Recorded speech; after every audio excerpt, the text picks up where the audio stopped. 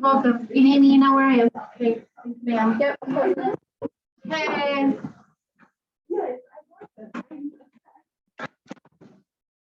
Okay, welcome to reporting child abuse and neglect. I know Jenny. Caitlin. I'm Sarah. Chloe. Sarah. Jen. What? Do you go by Jen? Yeah. Jen. Sarah. So Jen is new in pod 4. Chloe is new-ish in pod 1. Caitlin is in pod 3. Yeah. And Jenny is in pod 2. Right? Okay.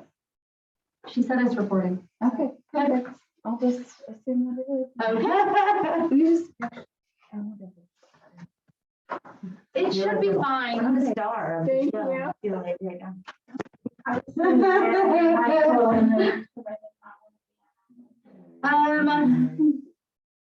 We have a PowerPoint. I'm not gonna flash it up there.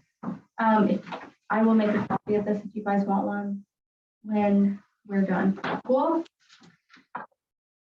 So we are going to be talking about increasing awareness on physical, sexual, and emotional abuse, neglect, and abusive pet trauma. Who here has had to make a report before? Okay. Not in school, but for nursing. For nursing, okay. And Jen, what was? Oh, okay. And so like, in what kind of client? Adult, client, child, adult, okay. Okay. Got it.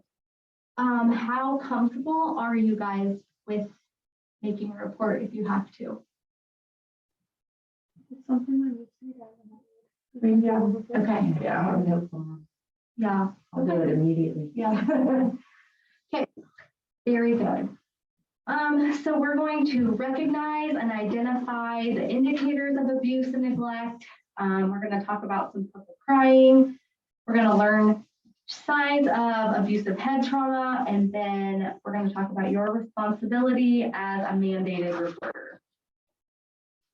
So the Kansas law is that as a mandated reporter,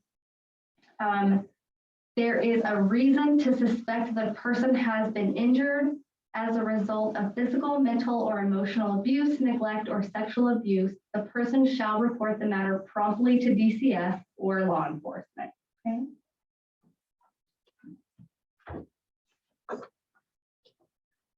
And the reporting law in Kansas just says that mandated reporters are required to report child abuse or neglect under the law. And when any of the following persons has a reason to suspect, and it says that in quotes, so you don't have to have proof, you just have to have a reason to suspect that a child is being harmed, okay? In any capacity, physical, mental, emotional, sexual abuse, then when the reason to suspect is a suspicion or belief that the abuse and or neglect may have occurred or is inconsistent history in explaining what has happened. So with that here, we work in a preschool setting. So I always talk about the importance of, and I know it's really busy when kids first come into your classrooms, right? But it's really important to, when you first see your kids, to kind of get an overview of just kind of how they presented when they first came into your room, okay?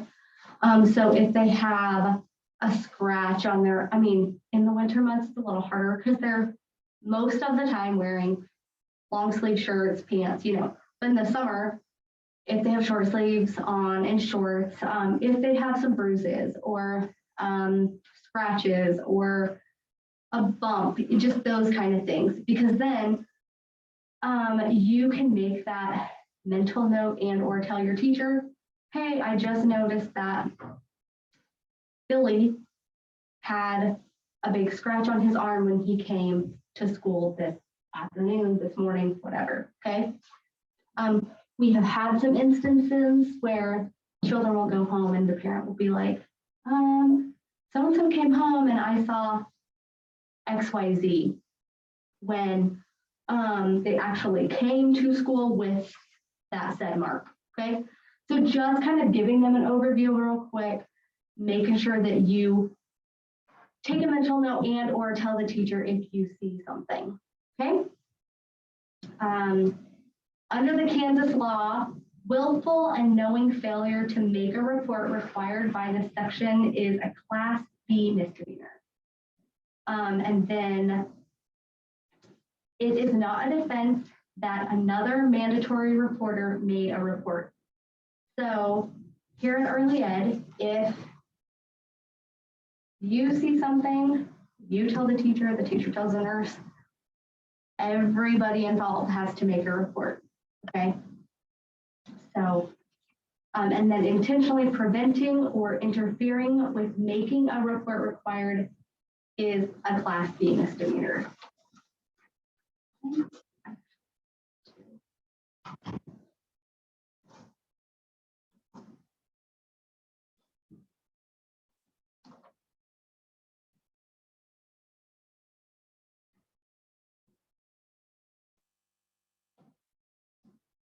Nope. Why?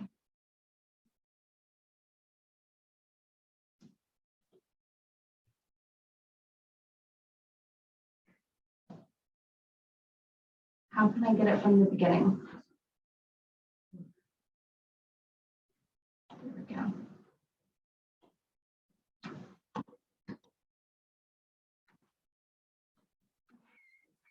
Oh, sorry. Not.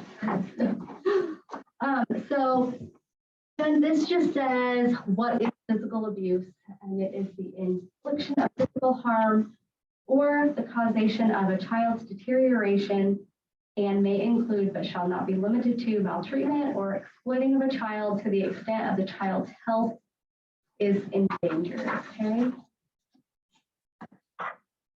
So when we're exploring abuse, some of the common indicators that we're going to see with physical abuse would be bruising, bite marks, burns, abrasions, lacerations, fractures, and head trauma. So with the bruising, we are looking at bruising that is not common for their age and activity level, right? So, I mean, we're working with, in our diagnostic preschool classes on Monday, what they're like almost 3, so they're not quite 3 yet, right? And then 3 and 4-year-olds, right? And so sometimes they get a little ahead of themselves, they're clumsy, so we're gonna probably see bruising on the knees and the shins and those sort of things, okay? So it's saying like, if we still change diapers here, so if you see bruising on like the back of the legs where it toward the bottom of the butt, then that's what it's saying, like just being aware of those sort of things, okay? And if you ever have questions, always ask your teacher, okay? We had a incident a few years ago. It looked like really severe bruising, and turned out it was highlighter. Oh, yellow highlighter that had the older brother had gotten the highlighter and just marked him all over. And then when they were changing the paper, they were like, this is, and so when we were asking him, he was like, he was delayed in his speech. It was really kind of hard to understand what he was trying to communicate to us, but he was like, Bubba Mark. He kept saying Bubba Mark, and I was like, what? And so Tamara and I, we were in her office and like, is it Martha? Is that what he's saying? And so we took alcohol pads, wiped right off all of it. And so we were like, oh, we see. Yes, but had we not known, and see, some of our children are nonverbal, right? Yeah. Or they are delayed in speech. And so if they can tell you, then they can tell you, but if they can't, then you kind of have to just keep notes of these things, okay?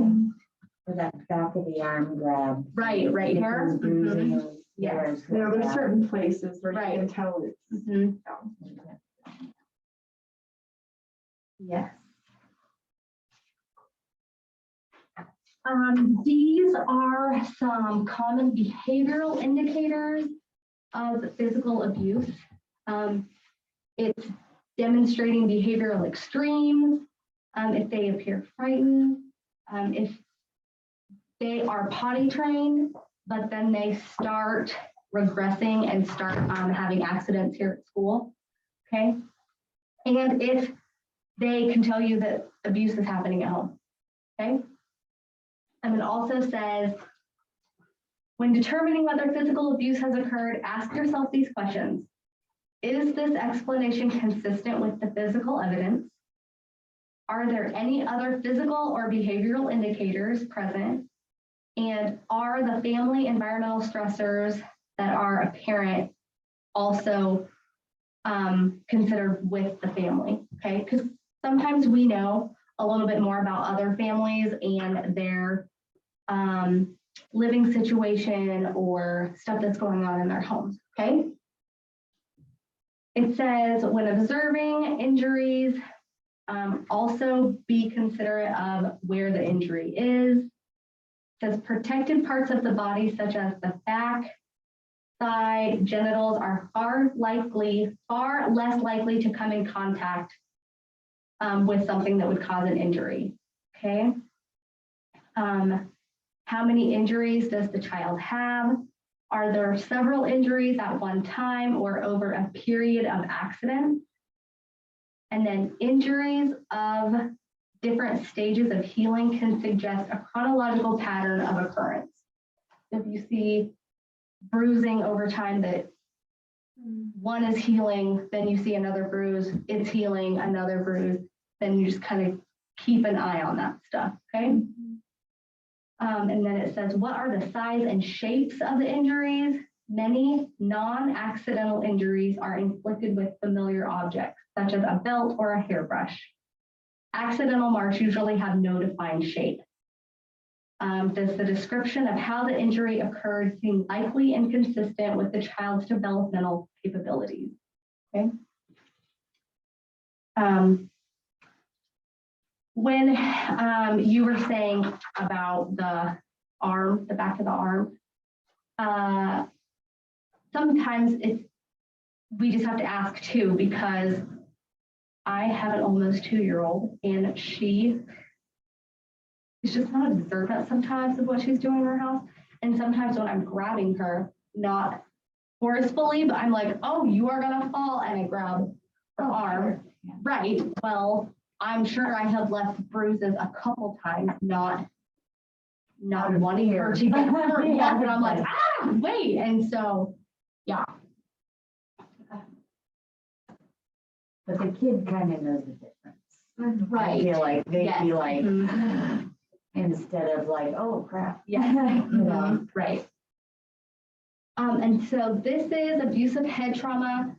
It was formerly known as shaken baby syndrome, okay? And it is inflicted traumatic brain injury that occurs when a baby is violently shaken or slammed. It causes brain swelling, hemorrhaging, developmental delays, physical delays, blindness, hearing loss, and even death. Do we still have a little gal here with abusive head trauma?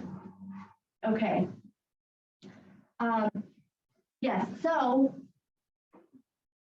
you can see what that can do to a child, okay?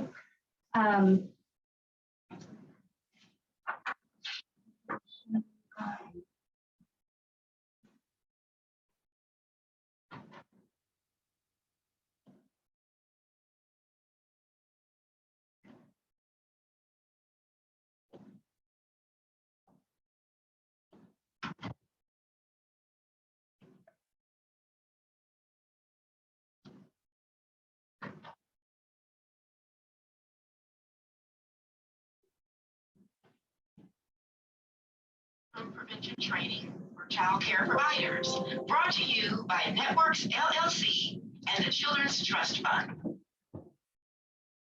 All babies cry, and it can be an irritating sound. This is a dangerous way of making sure infants get their needs met so they can survive. If crying was a pleasant sound, it would be. In a few short months, he could have been in a diagnostic preschool classroom here. So some of the things that we need to keep in mind are we have hard kids. We just do. It's part of this job, right?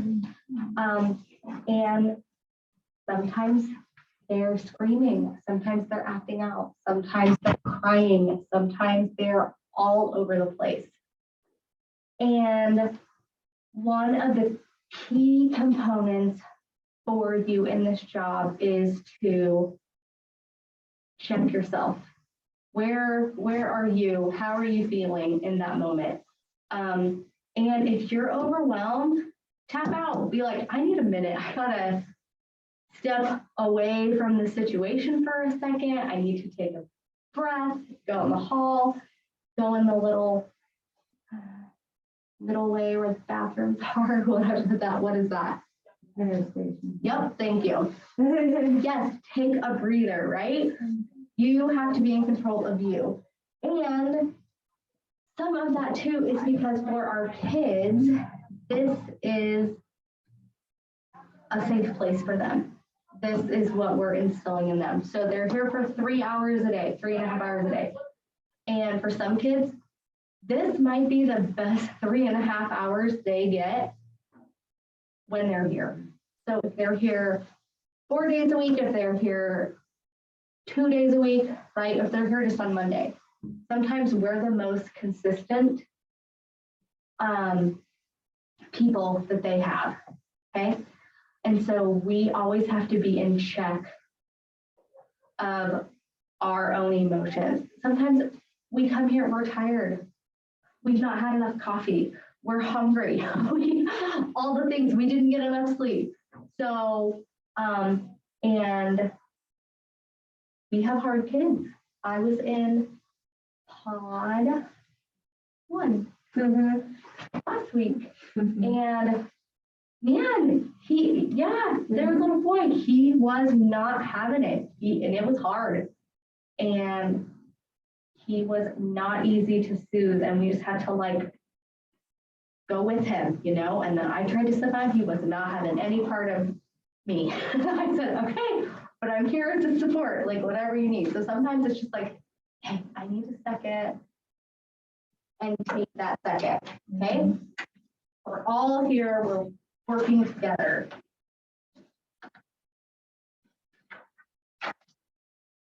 And next, type of abuse we're talking about is sexual abuse. So I'll give you guys a second to read that slide. I don't want to read everything to you guys.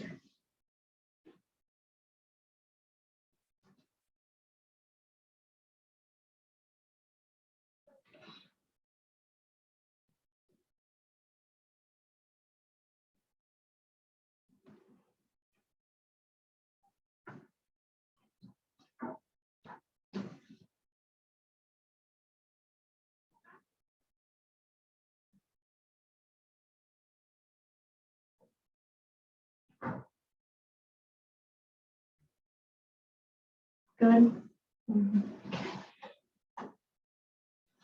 And so some of the common indicators, some physical indicators would be if they are complaining about difficulty walking, sitting, if you see redness or kind of anything going on in their genital region, if we're changing their diapers, or if they have an extreme fear of going potty, because that is another physical indicator also. And then of course, if there's bruising or any kind of lesions that you can see. And some of the verbal indicators would be if they can report that abuse is happening.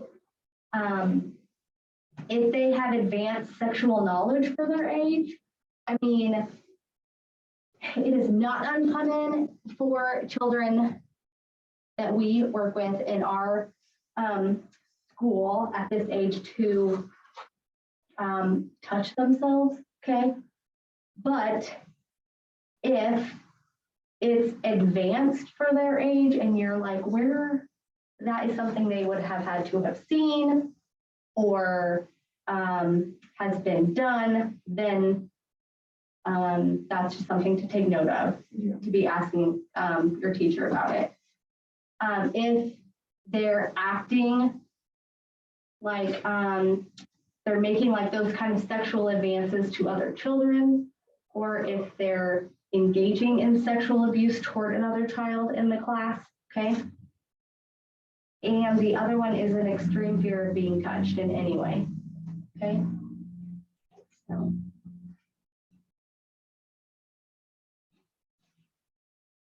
The next one is emotional mental abuse, and I'll let you guys read that.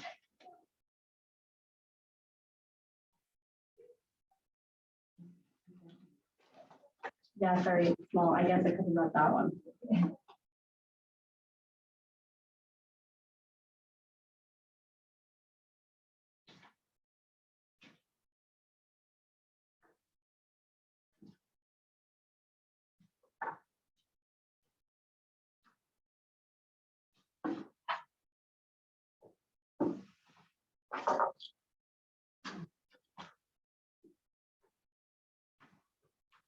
And the deal with emotional mental abuse with children this age is it's going to be the hardest to substantiate in making a report, okay?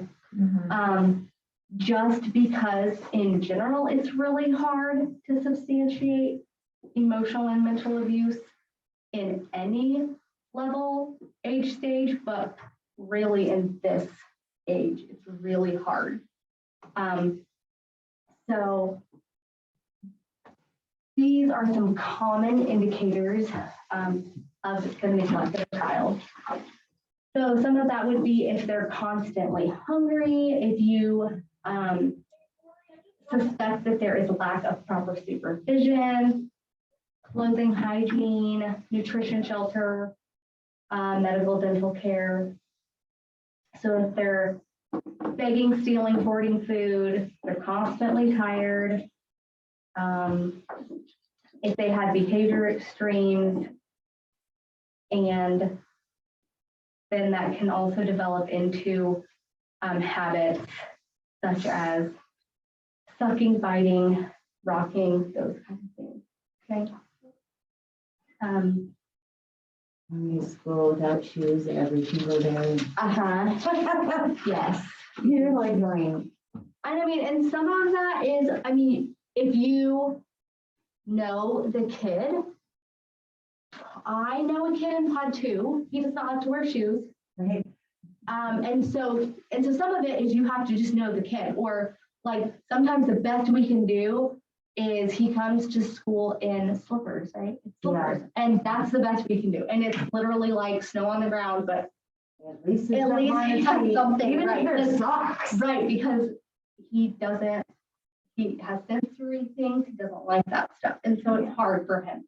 And so sometimes it's not for the lack of trying on the parent part, it's just, if I had a really hard time with my almost 5-year-old today. She likes to wear pajamas. She did not want to put clothes on for school, and she doesn't like shoes. And so we struggle in the morning, and I'm like, you have to put shoes on. And she doesn't, she just doesn't. And so that's a thing, you know. As long as there's communication between Yes. everybody, that's the main thing. It's like Right. they just drop them off and it's like, Yes, and especially like, okay, so there are some days where it's nice in the morning, right? They come nice in the morning, by mid-morning, a cold front has come through. It's freezing outside. Kids didn't have coats. Okay, well, That's, I have been guilty of that myself, right? yeah. Versus there's snow on the ground and a kid comes with, Short. yes, like a hoodie. And then knowing we're still all gonna go outside, weather permitting, I mean, so, yeah. So just also being aware of those type of things. I'm gonna show you. I took a training this last summer about, it was through DCF, and they were discussing the difference between making reports based on poverty versus neglect. And here in Reno County, we deal with a lot of poverty, okay?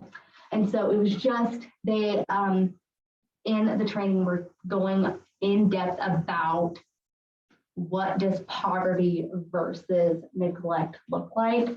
And so they shared this video and I found it, and so I'm going to share it with you.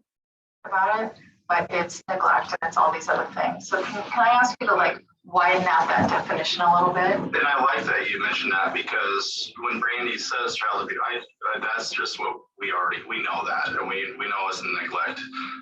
When we talk about child abuse, the physical child abuse, we'll have, or I will have to investigate, maybe 1, 2, maybe 3 a week. Now, when you talk about other child abuse, talking about either neglect or educational abuse, cleanliness, stuff like that, I get a call of the day. But what helps with that is these home visits that tells us right off the bat. Usually, sometimes it's hard to, these teachers and the administrators really care about these children, and I respect that because I know how much I care if something happens to them. So I know that I can transfer that over. I'm not in their shoes, but I can relate to that. And I know that their visions of a way a child may live in the state's guidelines of the child may live are differently. And sometimes it's really hard for those teachers. And, they make, complaints because of, a child, soiled clothing and stuff like that. Looking into some of those things, sometimes there's this, it's not the way I would live, or maybe you, or if it's not breaking the law, then we're not going to intrude on that family. We'll offer assistance and such. Well, sometimes we blend poverty with neglect. Yes. Sometimes it's poverty, it's not neglect. That's a pretty good statement. The parent is doing the best they can with the resources they have. They're not being neglectful parents. They don't have the means, maybe they don't have a washer or dryer. And that's why sometimes the child's clothes are dirty, or they only can go to the laundromat every other week. So again, sometimes, that line of poverty, it can bleed over a little bit, and it can cause people to think, well, this is neglectful. That's not always the case, and that's sometimes. It can be a challenge at times. Sometimes we have to work on that with teachers. That this is a poverty issue, not a neglect issue. Or this is a situation where we just really need to help and not judge. And that's, I think that's one of the things. We also debunk some of those myths when we go in some of the houses. I can think of a house last year where we were hearing.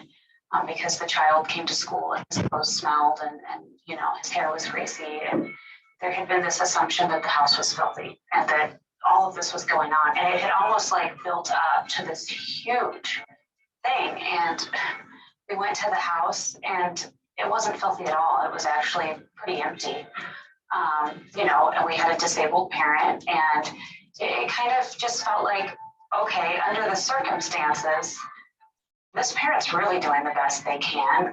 And she had a teenage son who didn't want to shower, and she couldn't force it. And, it was just one of those situations where I think, we were able to come back to the school and say, wow, we've really misjudged this. This is not a situation of neglect so much as we have a defiant teenage boy and a disabled parent, and we need to kind of problem solve, like how can the school problem solve this issue?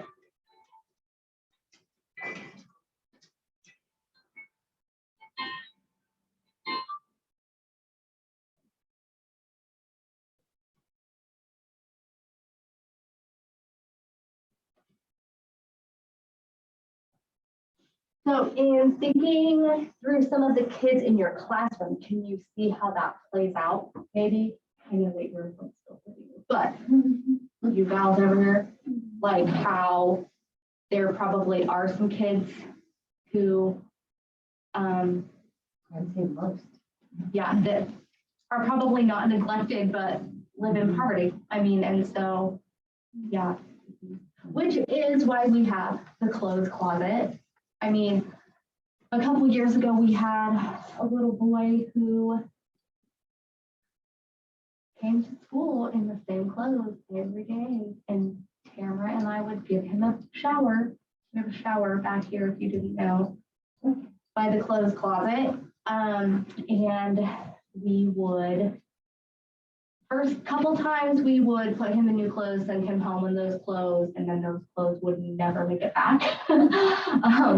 So what we started doing was showering him here, because kids are kids, and they can still smell and they can still see, right? And so some of the kids would make some not nice comments, and so we would shower him right when he got here off the bus, and we would put him in clothes, and then before he went home, we would put him back in his clothes to send him home. But then he was like a new kid so it wasn't every morning, but it was like almost every other morning or every third morning. We'd give him a shower, we'd put him in new clothes. He was like a new kid once you put him in new clothes, because he was like confident. Yes, it was like nothing was different than any other kid in his classroom. But it really was a poverty thing. I mean, yeah, they were one income household, they lived out of town, they had one car, it was just the whole thing. So,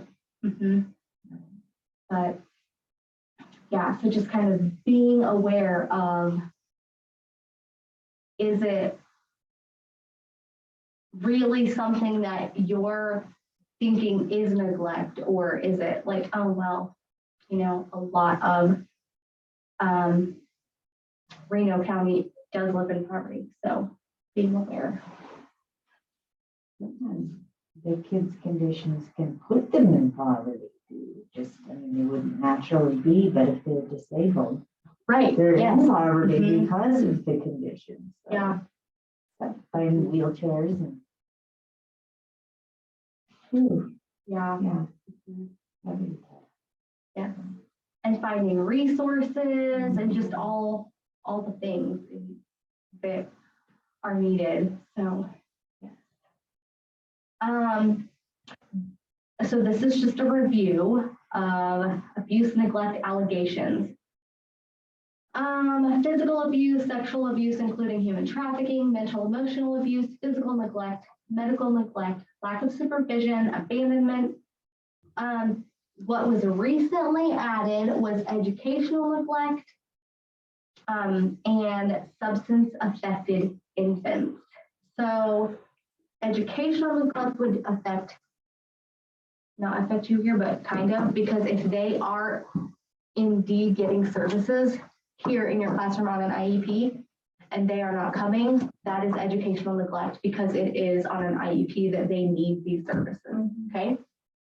And then within the last year-ish, substance affected infants have been added to the list, and that is if a mom goes in to have a baby and the baby tests positive, yes, or the mom tests positive, yeah. So, and so this is just saying poverty is not a risk factor for neglect, or it is a risk factor for neglect, but it does not equal neglect, okay? It makes it more challenging for parents to meet certain needs. And poverty does not mean the child is unsafe, unloved, or that the parent lacks capacity to care for that child. Okay? So, I lived in poverty as a child, and I was taken from my mom when okay. I was so I understand that all of that. And so, as an adult, if you don't mind me asking, was it purely poverty or was it like poverty neglect? Like as an adult now looking back, what like, It was definitely not neglect. It was Okay. my mom tried everything she could. But I mean, there's more to it. So like, the first time, so I was in foster care a couple of times as a child. Actually, went to Lincoln. oh, okay. I was in like first or second grade, and that was the first time I had gotten taken. We lived on a house on West 7th, and it's been torn down since, but you know, it was a fixer-upper, so my parents were fixing it up, and it had one of those stoves, like a wood, Like a heater stove yeah, thing in the, yeah. okay, I know. what in the you're talking living room, and my brother was throwing a fit, and just got out of the bathtub and went and sat down and burned his butt. And the nurse called CDF on my mom, even though my brother had appointment from the doctor, and my mom took it in to the nurse to have her put it on him because he would not allow my mom to do it. Oh, okay. And so the nurse called CDF on us, and so they told my mom to have someone, you know, asked if we had somewhere that we could stay, and so my mom, my grandma was actually going to keep us for a little while, like we would just go and stay with her. Well, that never happened because CDF stepped in before, and CDF told me that my mom told them to come and take me. And my mom did not tell them that. And I think this poverty versus neglect thing is relatively new in the Department of Child Welfare world. You know, like back in the day, it was poverty, neglect was all inclusive and all one together. I mean, and so that's why, yeah. Where now they're trying to make it separate.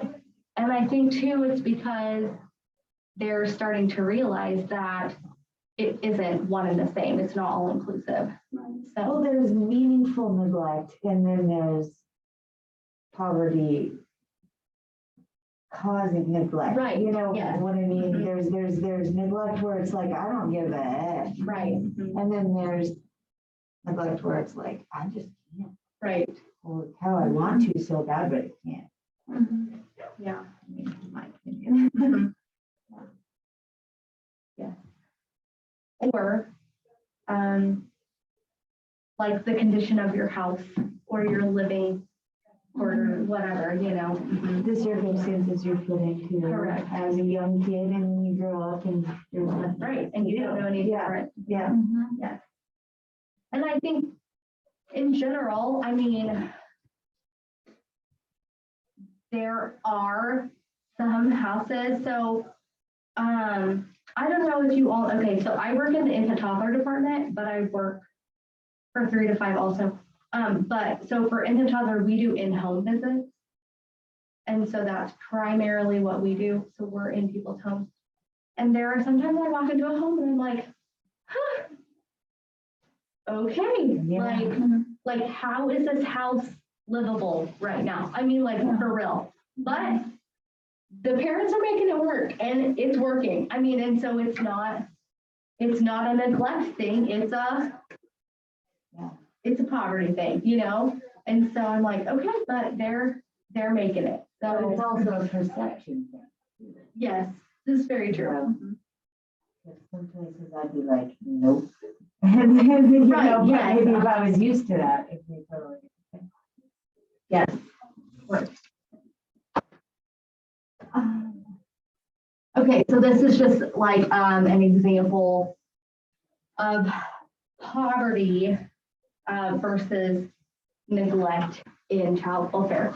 So poverty would be a kid that has to eat bologna and cheese every day, okay? That's poverty.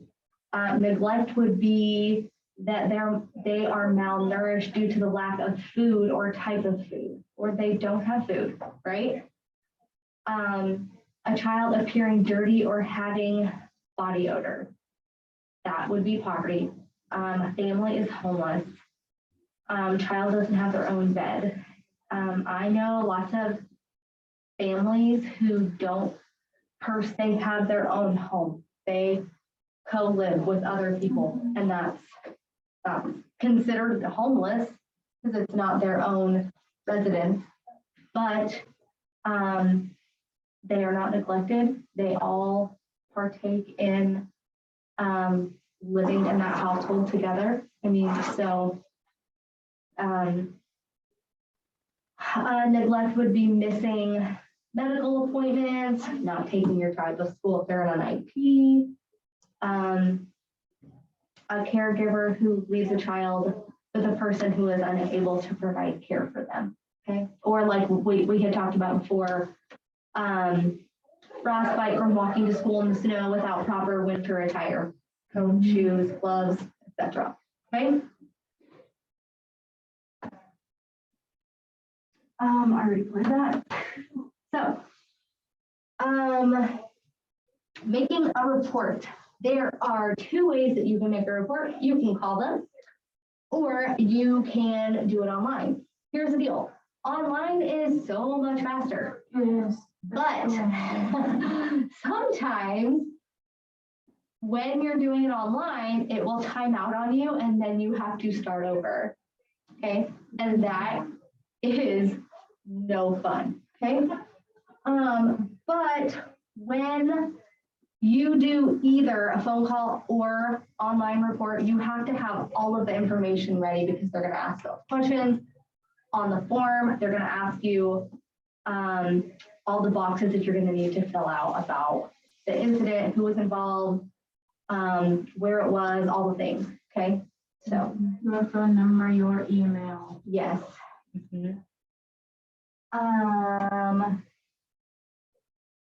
So if we have to make a report, the agency, DCF will then do this determination. So if safety must be determined by the DCF specialist, or at least appropriately attempted by the end of the workday, if it's a same day safety situation, okay? The other one is 72 hours. They have to determine whether or not the case is going to be moved to, this is a substantiated case, we're going to look further into it or not, okay? So that's just something to keep in mind. They do ask you if you want updates on if you want to be told what happens with this case. Here's the good thing here, I will tell you. Before here, I worked at Horizons Mental Health Center for years, like 10, 12 years, something. That's where most of my career was before here. And in that case, most of my reports were made by me, like one person report. Here, the benefit of working here is most of the time there will be multiple, at least 2 reports being made, because you are going to tell somebody who's going to probably have to look at the kid also, who will then also have to make a report, okay? So Yes, you both will have to make that report. And as far as I know here, I think it's same day, if not next day. So I think 24 hours. So like, if not, if it's the end of the day, I think it has to be done by the next day. If it's not a safety issue, okay? So, and then here, because you work here, you are required to make a report. It says take time to observe the child's condition when they arrive here at school. If you do have to make a report in the copy mailroom, there is a form that is labeled suspected abuse neglect report form. You have to fill it out and then you put it in Val's box. And that's just so she knows that a report was made and if follow-up needs to be done, who was involved with that, okay? And then I'm sure you all are familiar with Tamara. She's the nurse on staff, yes, okay? Or myself, I'm the social worker. If you guys have questions, we are available. Tamara's usually always in office, so she's usually easier to find, where sometimes I'm not always around. But yes, do you guys have any questions?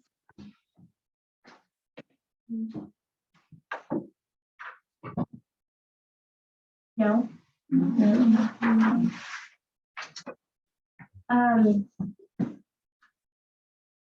I will tell you an example of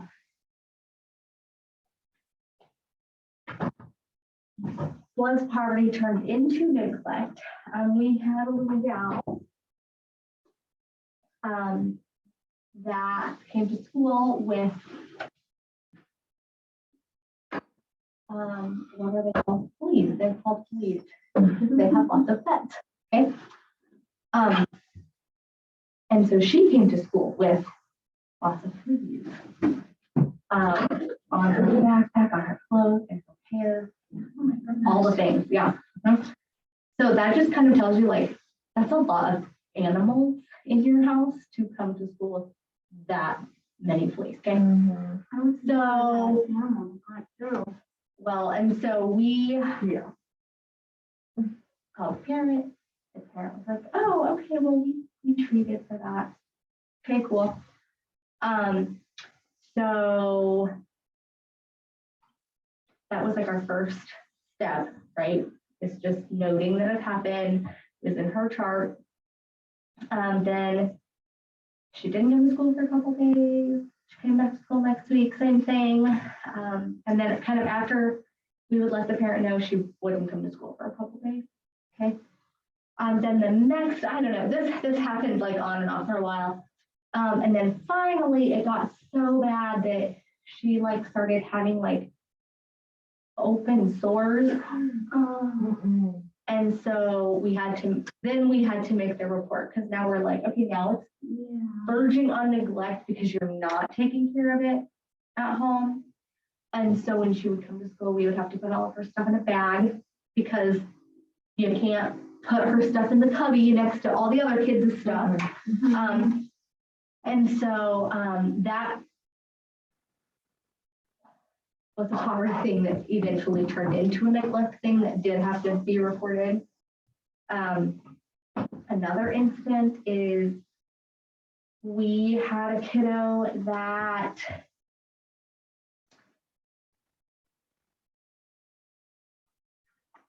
was in our morning session.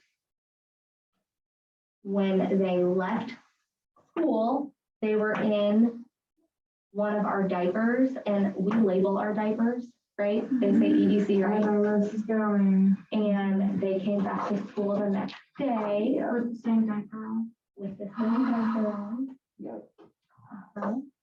And so we had to make a report about that, right? Because that's not healthy. It's not sanitary. Yeah. Yes. So, which says so many things on so many different levels, right? Like, clearly, I don't know if the child was like they left, in what, school's over at 11:30. So, and then they came back the next morning at 8:30, but like, clearly they weren't getting enough to drink because they still had the same diaper on. I mean, like, I know in my kids' diapers, like after 3 hours. So, Yeah, yeah, so I'm just like, there's a oh, lot of wrong with that. right, exactly. Yeah. So many things. And so that's being aware of kiddos and kind of the environments and what some of our kids are going home to, right? So, but yes. Do you guys have any questions? I just kind of want to see one of the report cards, just so I can check the Oh, here. boxes. I mean, I, Oh, like you know, this just- one? Or you like, know, I just want to see, what boxes are we, I mean, what kind of things do it say?